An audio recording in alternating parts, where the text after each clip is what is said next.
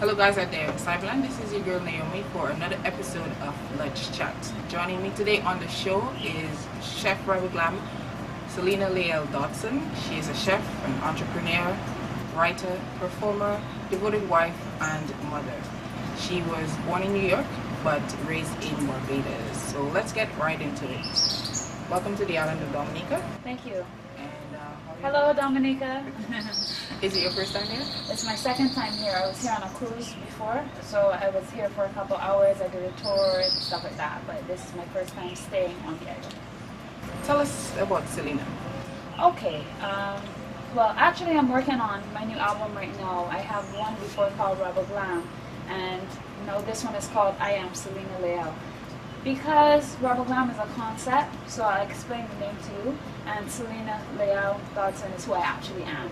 The concept for REBEL GLAM basically came out of me wanting to push the idea of a woman being glamorous without her having to be this magazine person that we have come to know, you know? We have like very detrimental standards of beauty, I find, and it makes young girls feel like, okay, I need to be this to be beautiful or that, and it's not really fair. So I started REBEL GLAM as a movement basically for self-love. And because I wanted to push the movement, I wanted people to ask about it, I started calling myself REBEL GLAM. Because then people would be like, oh, rebel, and then there's the glam part, oh, you know, what are you, what do you do? And basically, you said what I do, I'm a chef. And I have a back injury, so I chose to start my own business, which was a very good decision, I think. And basically I do catering, I do cakes, cupcakes, that sort of thing. And that's the business side mostly. But I also write poetry. I've always been writing from, you know, as long as I can remember. And recently, when I say recently, I mean more so professionally, I started singing. So I did my first album in 2012. I did a whole album because, as I said, I'm a writer, so the problem is I had all this stuff already. And now I'm working on something new. Okay, wow, you're doing a lot. Always. I also read in your biography that you graduated at the top of your class. Kudos to you. What culinary school did you attend? I went to Culinary School in Barbados, to the Hospitality Institute there, Palmerine. But actually, when we finished school, some of us were offered scholarships to go to the Bahamas. They sent my scholarship to Jamaica by accident. So, not my scholarship, my paperwork to Jamaica by accident. So I was unable to pursue that scholarship that year. So by the time when I would have been able to pursue it again, I had already done a year's internship and been promoted to a chef, so I didn't see the point. So, so after that, I just basically did some pastry, and then I started on my own after I injured my back. You're ultimately known as Cupcake Queen. Enlighten us. Right, well, this is all just a matter of marketing yourself. As I said, I started calling myself REBEL GLAM in order to push REBEL GLAM concept. For a period of time, now I'm on Facebook as REBEL GLAM Queen. I used to call myself REBEL GLAM Cupcake Queen, just to be associated with cupcakes for a period of time. Doing that, I went on TV doing cupcakes. I did lots of stuff with cupcakes back at home, and I was affectionately known as Cupcake Queen just because people then started to forget the REBEL GLAM part and just call me Cupcake Queen, which was great for business and still is, because even though I took the cupcake off my name now, people still see me as the Cupcake Queen. And people still call me Queen in general, which is much better than a lot of the other names that we women be calling ourselves nowadays. So, you know, it's just a way of basically marketing yourself as an individual. You know, it's not necessarily, I would say, a celebrity thing, but it's just a thing that you do to create like a gimmick around yourself so that people know you for what you want them to know you for, basically. And something that they could easily remember you by. Exactly. I'm one who loves cupcakes. I love looking at the show on Food Network, Cupcake Wars. Yes, that's I one love of my Cupcake favorite Wars. shows. One day I might try to get on Cupcake Wars. If I do go to the US long enough to be able to apply for it, I will try to be on Cupcake Wars. I'll definitely be looking forward to that. Now, you are so many things in one. You're a writer, performer, you're a chef. How do you balance out your regular life with doing all those things? Well, I think the thing about it is everything that I do is actually a part of who I am. So it's not like if like I'm a consultant at some agency, but I also do this. Some people's job is not really who they are. Sometimes their job is, they might still like it, but it might not be who they are. But with me, because I'm a chef, I love to cook.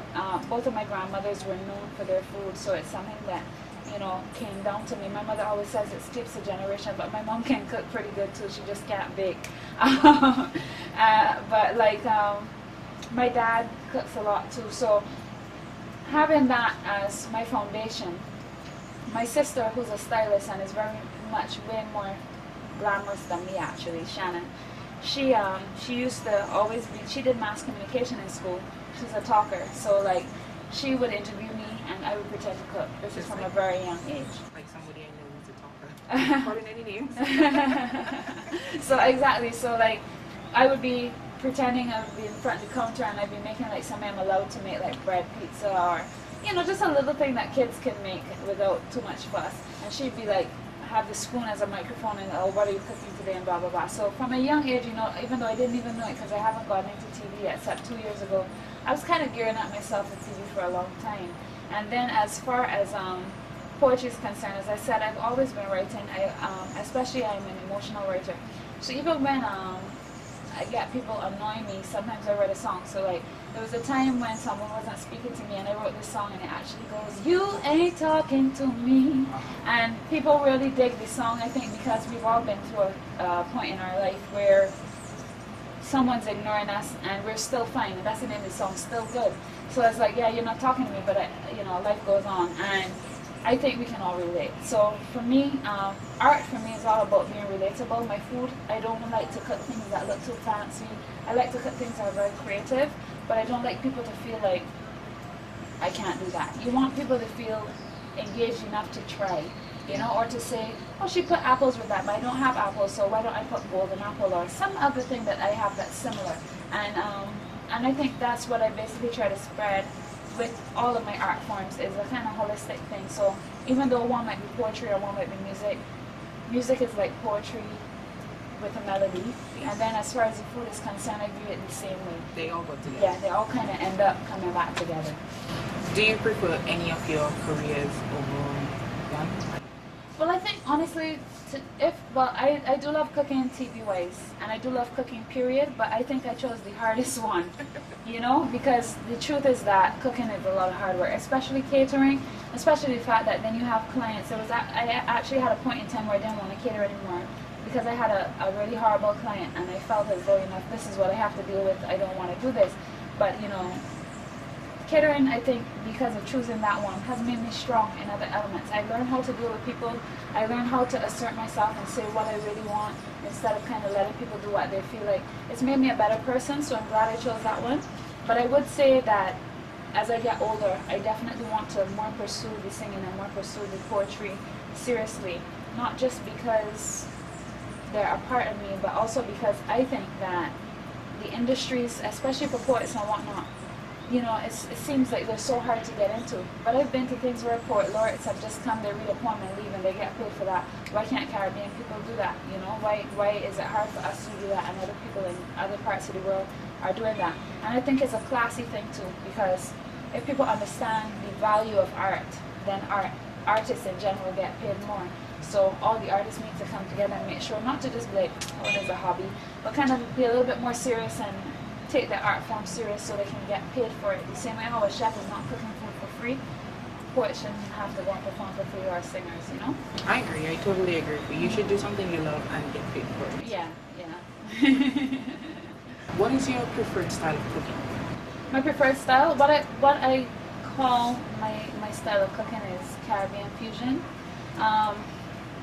The thing that I do, I really call it contemporary Caribbean fusion, just because contemporary meaning like more modern, but that's not necessary. Caribbean fusion. Basically, food is like people. There might be a person who's very white and a person who's very black, and then there's all these people in different shades in between that lead up to, until we're all connected. And food is like that. So you would see, like, for instance, Italy, they might use garlic and basil and tomato, and then you might go to Spain and they might be using garlic and sweet peppers and tomato, and then you go to a different country and it keeps going on like that. So I like to break down what the root of the type of cuisine that I'm doing is, which my roots is Caribbean, and then fuse it with other people's roots. So for instance, we're going to be filming one of my shows today later on, and I'm thinking of doing a dish with a pesto, but the pesto that I'm doing is not really pesto at all because I'm going to be using chives, not using basil. And then I'm thinking that instead of nuts I might use some carrots or something, but something that has the same texture as pesto, looks like pesto, but then you taste it, it's completely different. So you know, using Caribbean ingredients and then adding inspiration from wherever, be it Caribbean or otherwise. All right, good. Now you're known for your many appearances on the Barbados National Television, CBC Channel 8. Yes. And a few others which led to your own cooking show, Right. Rebel Glam Kitchen. Yes. Tell us a little bit more about that. Okay, well, I started cooking on TV on my own. I went to CBC to actually talk about one of my events because I put on an event for artists called the Arts Line. Basically, it's a stage where people can perform, just to give them practice and stuff like that. So, trying to get those artists out there, we started going on Mid-Morning Mix, which is a TV show in Barbados.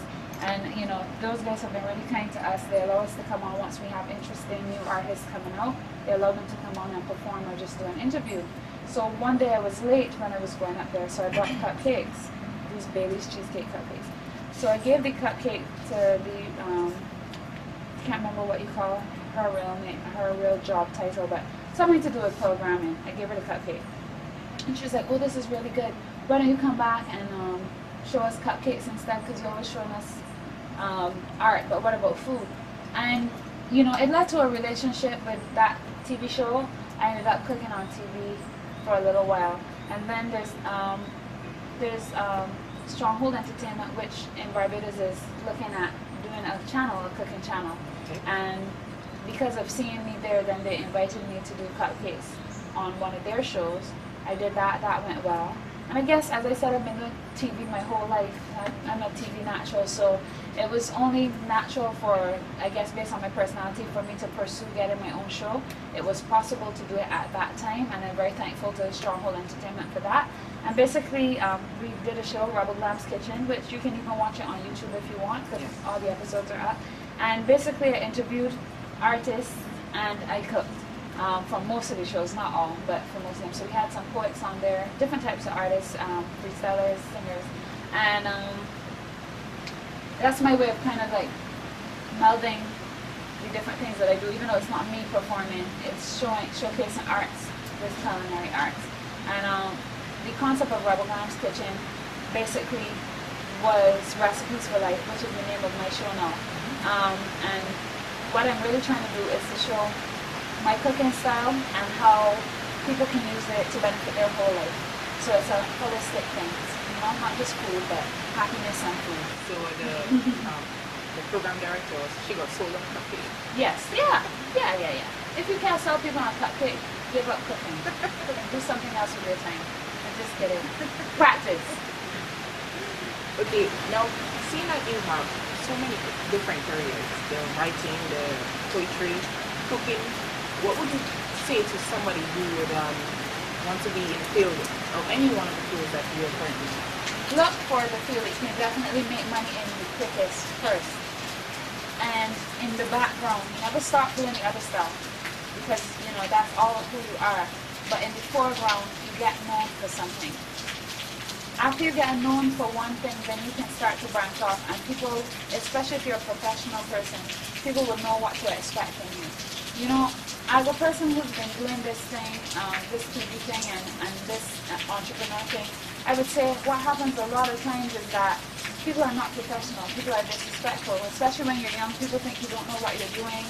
Sometimes people will tell you, okay, I'm coming to film you at this time, and they don't show up or whatever, but you don't let that be you. You always be the person who tries your best to be on time and show up. If you have a problem, so be it, but always have manners, always do what you're supposed to do. And once you are doing what you're supposed to do, opportunities present themselves in ways you don't know how. For instance, even me being here in Dominica. Alright, so now that we have gotten to know all about Rebel Glam and what she does, tell us what brings you to the island of Dominica for the second time around. Right, okay, well, I'm here in Dominica for the second time around for my wedding anniversary. This is my 6th wedding anniversary. I'm very fussy. I'm married to IFBB Pro Ramon Dodson, but he only got the title 2 months ago, so I haven't worn it out yet. But basically, he's a trainer. And last year, when I came to Dominica, he wasn't able to come with me. I came on a cruise with my mom, so it was kind of like a bonding trip that we did. So when I came, I was like, out of all the islands that we went to, which we went to 5, I was saying, you know, I really want to go back to Dominica and I want to carry Dolly with me because it's the most fitness-oriented type of island just because all the tours and whatnot, you can do like trails and trek and, you know, there's a lot of physical activity involved if you want it to be. Natural. And it's natural, yeah, exactly. So for me, food-wise, the idea of the volcanic soil and all that was exciting for me to see the produce and how nice the vegetables are and whatnot. And then as well, the fitness aspect. So I wanted to bring him back here. And at the same time, I wanted to start a new project, as I was saying, because my show before was more about interviewing artists and whatnot, but I want to make the show more holistic. I can still do Rebel Glam Kitchen, but I wanted something new. And the whole concept for Recipes for Life is to talk to people about what makes them tick, what makes life happy, what makes, you know, and food is a major part in that. So it is a cooking show, but the Recipes for Life might be food and it might not be. It might be something like eat more this or that because it's healthy, or it might be something else like, you know, make sure to relax more, or something that helps people live better lives. So what better place than Nature Island? Nature Island. It's a very beautiful place. I always tell that to a lot of people. Natural. If you're looking for the natural setting, like nature, Dominica is definitely the place to go. For sure. Do you prefer cooking with natural ingredients over like canned stuff or frozen items? Oh, for sure. Not just over canned and frozen items, but over processed things.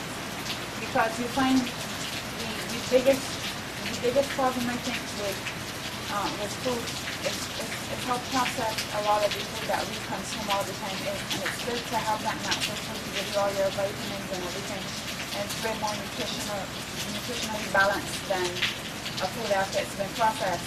So sometimes you find, you know, you're eating what you think is healthy food, but because it's been processed so much, a lot of the health is gone from it. So definitely yes.